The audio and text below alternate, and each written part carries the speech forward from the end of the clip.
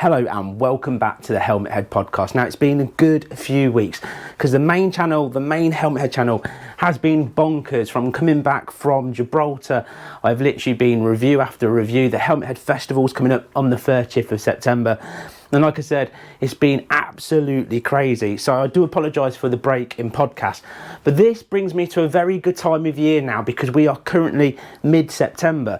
That means for a lot of people, by the end of this month, they put their bike away, mostly because in England we start getting the rain and it's just, bikes get dirty, you start getting cold and people don't enjoy it.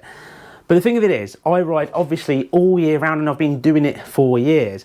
And during that time I've come up with lots of things to do to keep my bike safe and to obviously keep myself dry and warm. So I thought I'd share all of those secrets because there is times, isn't there, in October, November, even December, where we get a nice clear day and you think, I'd love to go for a ride, but I'm going to get cold and it's going to be a bit salty out on the roads, my bike's going to get dirty and I can't be bothered. Then at the end of it, you kick yourself and you think, I've wasted a day. Now, if you love biking the same as I do, there is things that you can do that make a world of difference, that make literally riding in minus temperatures actually still a pleasure. So let's start with the most important thing. Let's start with the bike itself and what I do every single year to keep my bike in good condition throughout the winter and usable. Now, what you have to do, what is the more of a pain up the arse, you have to clean your bike a lot more. So every kind of 2 to 3 washes, depending on how bad my bike's got during the winter months in regards to sort of road and dirt, sort of grime and salt and everything else, I use a product called Traffic Film Remover. So what I first of all do is when I clean my bike, I rinse my bike down, give it a rinse. That's all I do with the hose pipe or some warm water or something. Then I use Traffic Film Remover. Now this is the stuff that they use to take grime off of lorries, they use in professional car washes to get rid of that sort of initial rubbish and stuff that soap really struggles to shift. So what you do is you rinse off your bike, you use Traffic Film Remover, you put it in a spray bottle, it's concentrated stuff, and you spray it around your bike, little pump bottle. You can get it from places like Halfords, eBay, Amazon and all that, and I'll put loads of links down in the description for people. So what I do is I spray the bike in Traffic Film Remover. I leave it for 5 minutes and then I just rinse it off. And then after that, I use either a decent sort of shampoo or I use a spray foam on my bike. And again, I leave it a good few minutes to soak in, then I rinse that off. Then I give my bike a good dry. So I like to use what they call a leather on the bike, what's a material that takes off the water that soaks it up. And other people obviously have these air-like blowers that blow the water off that I've got to get my hands on so it gets into all the little bits and bobs. But what I do is I dry the bike off. Then I'll put the bike in the garage and I'll leave it to dry off properly, normally overnight. The next day I will go out and I'll get this stuff called ACF 50 and they use these on helicopters and planes. And what it's designed to do is keep all the salt and all the rubbish off, and it basically puts almost like a layer of lubricant style over your bike, but it's thick. So it's not like using things like using what's it called, WD-40, where it's quite thin. This stuff's quite thick. So you put a decent amount on, only on obviously like the metal parts of your bike, not on things like your pegs, because like I said, it's like a lubricant, it makes it really slippy. Not on things like your handlebars, obviously not your tyres, and not on your brakes. Just be clear that it's only really for sort of the metal parts. You can put it on your plastics, etc, etc as well.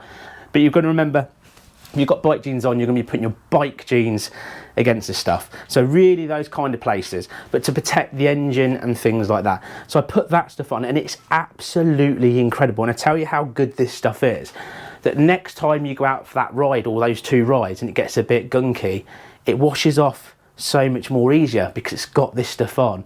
And then I just repeat the process then. So every 2 to 3 washes I put another layer of ACF 50 on, and the difference on my bikes during winter has been huge because before I used to do that, going right back to absolutely ages ago, if you go right back in the channel history, I rode to Scotland in winter on a Triumph Tiger and I didn't have ACF 50 on and they were salting the roads, and I don't know if they use a special kind of salt or what over there, but it really killed the bike. I had problems with the bike's electrics, I had problems with the bike's brakes. And I ended up having to spend a lot of money getting it sorted, and I ended up selling the bike because I lost confidence in the bike itself. And I spent quite a lot of money getting the bike all sorted before I sold it. Now the thing of it is, with the Ace F50, because you can spray it all over the metal parts, over the electric parts, it does that protective layer. So I've never had a problem since. That's how much I love this stuff, and that's exactly what I do with my bike every single winter. And I do it just once at the end of winter and the beginning of the season for summer, and it will last throughout summer because obviously I'm not cleaning my bike every 5 minutes.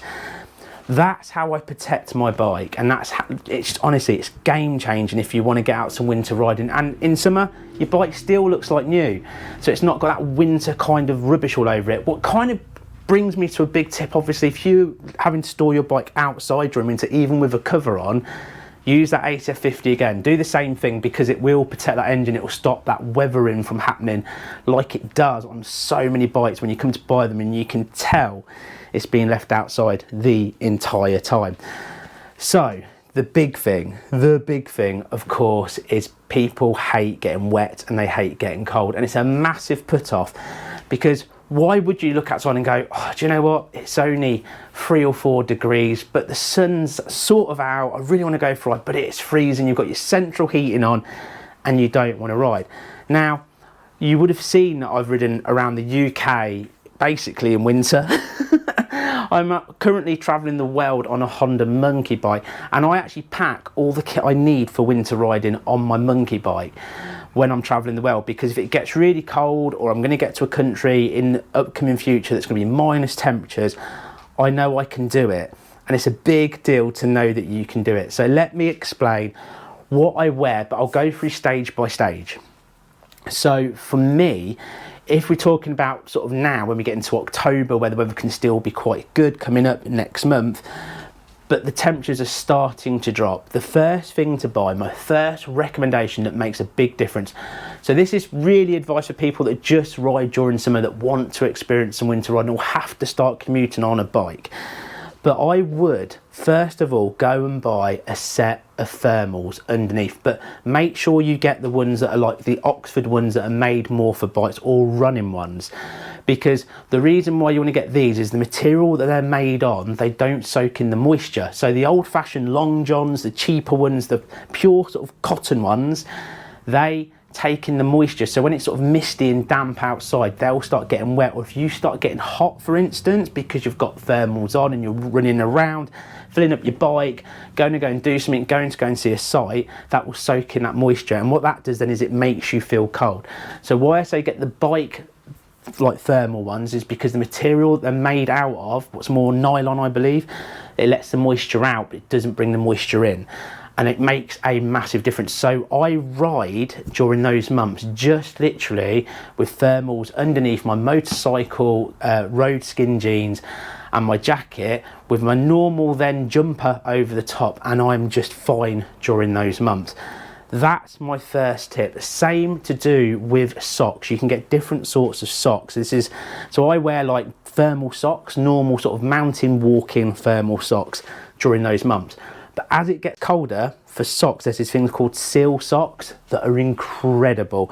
And a similar kind of thing. It pushes the moisture out, doesn't bring moisture in, your feet don't stink at the end of it, but it keeps that warmth in your feet, because if you get cold feet, seal socks are incredible. They're expensive, but they are worth it for winter riding.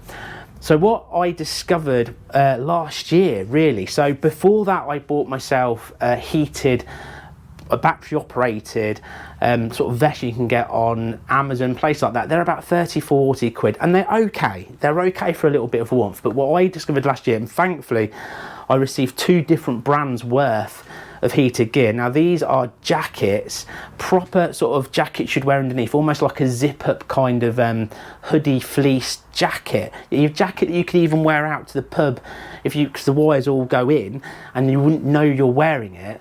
But it's a jacket. So underneath your main jacket, you wear this jacket that you can get that's heated. And the way it works is that, well, there's 2 ways. You can get some with a battery pack, and then you can wire it directly into your bike.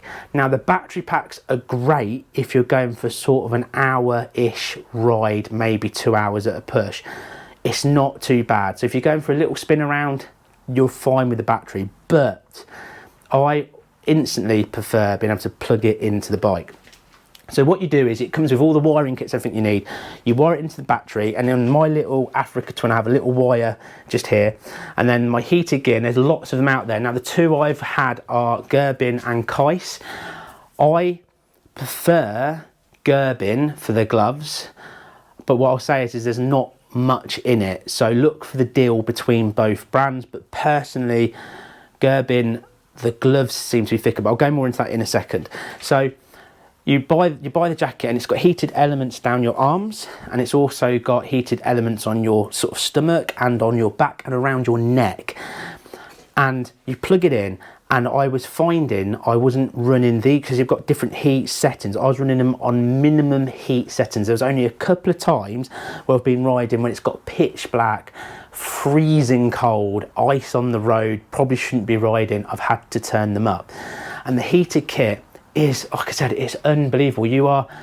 I describe it as being hugged by a fat person. It is like you are just sat next to a fire and the nice heat is on you, because while you're riding, it's like, it could even be -2, and you are feeling warm. You're feeling like you've just got a nice warm air coming through. So with the thermals on, the heated jacket, you don't feel the cold. And it's that good that when I pulled over, and this is another thing I'd say about heated jackets to do with batteries, a lot of people worry about batteries.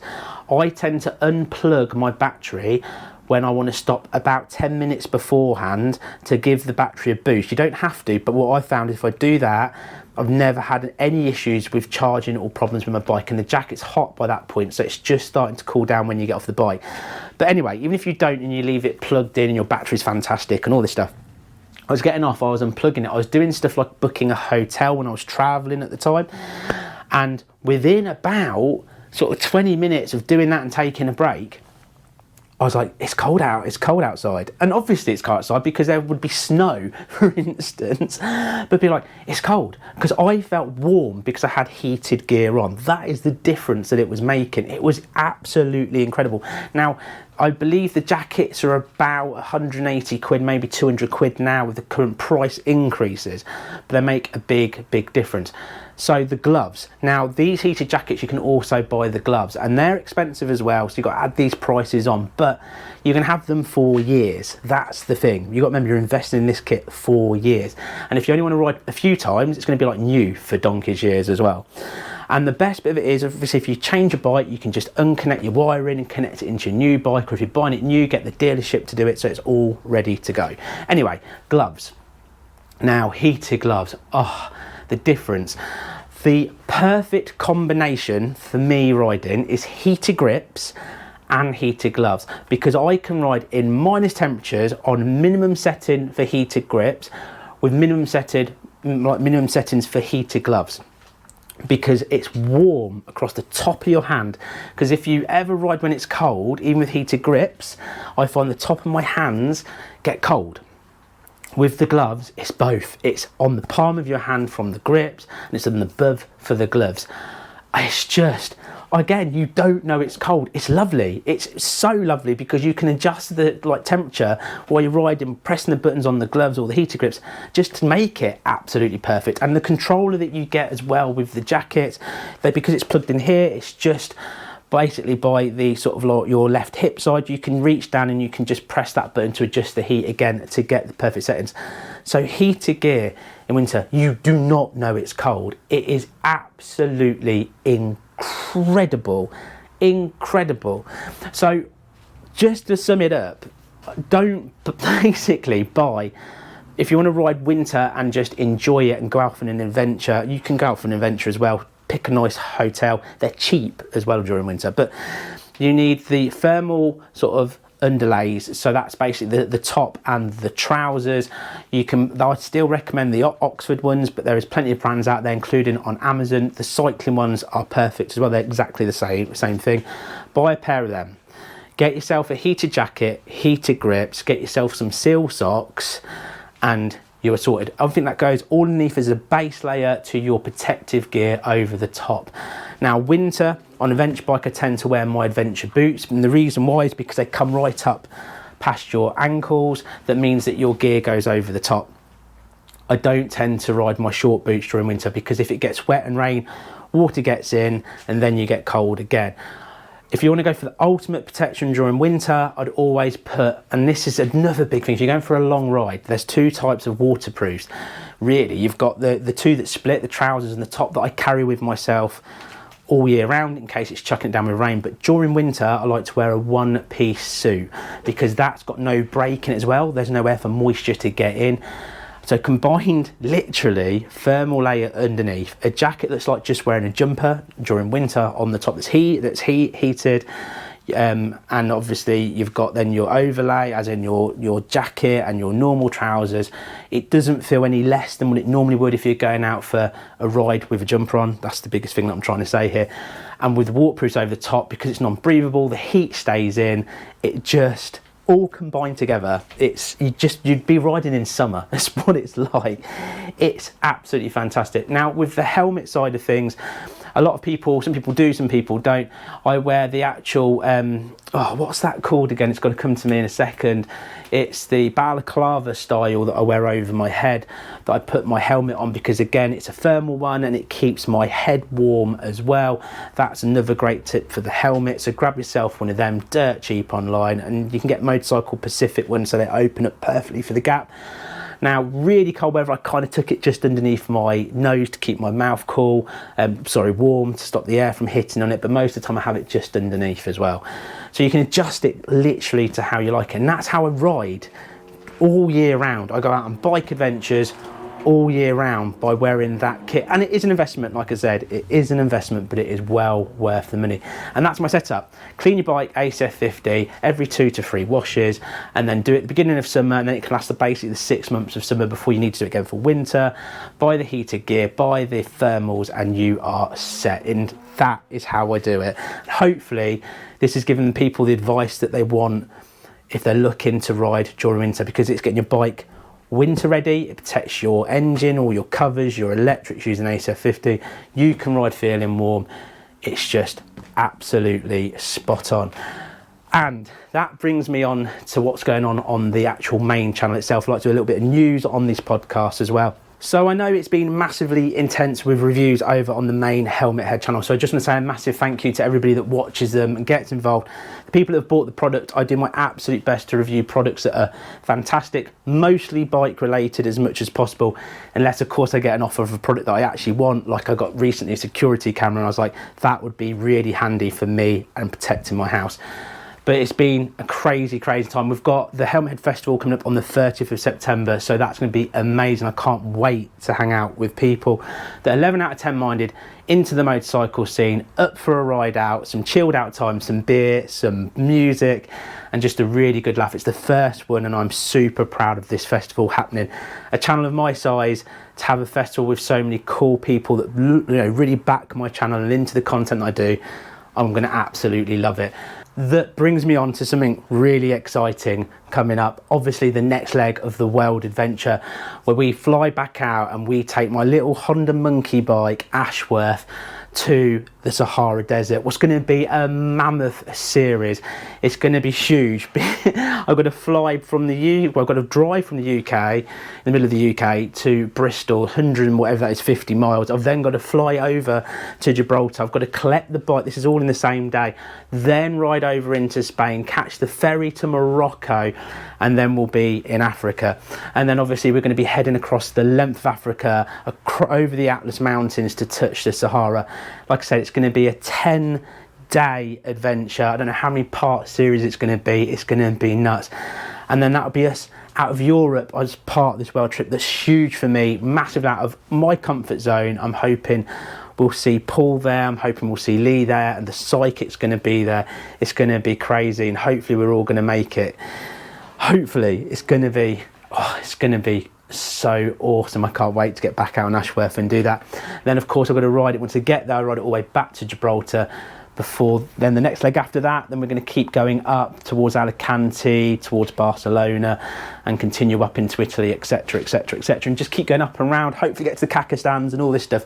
But getting to Africa, I can't wait. This world adventure so far, it's not even been a year. It'll be a year in February. We've covered so many countries and so much.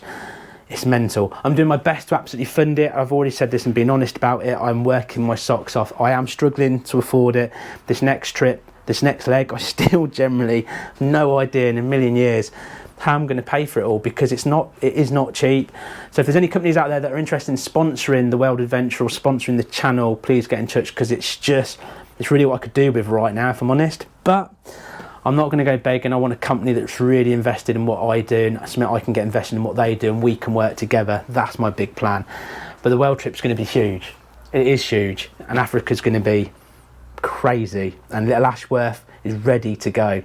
So all the way to the desert. I mean, what can go wrong? Me in the desert on a little Honda monkey bike, what can go wrong, eh? Nuts. So there's probably going to be quite a big gap again in the podcast of all that is going on. So we'll probably be checking back in maybe in a month, maybe in 2 months' time. But that was the point of the podcast. It's like I can come talk about all the different things, talk about bike news, some sort of tips and tricks I've got for you guys. Well, it's been an absolute blast chatting to you again. I'm sorry it's been so long. It's been crazy intense, and I can't wait to chat to you in the next Helmet Head podcast. If you haven't hit that subscribe button, that thumbs up, and of course share it with a friend, I'd really appreciate it. And I will see you in the next bonkers Helmet Head podcast. Anything you want to know, any tips or tricks, let me know by sending us an email to helmetheadtalks@gmail.com. Anyway, take care, have a great time riding your bike, and I'll see you next time. Bye bye for now.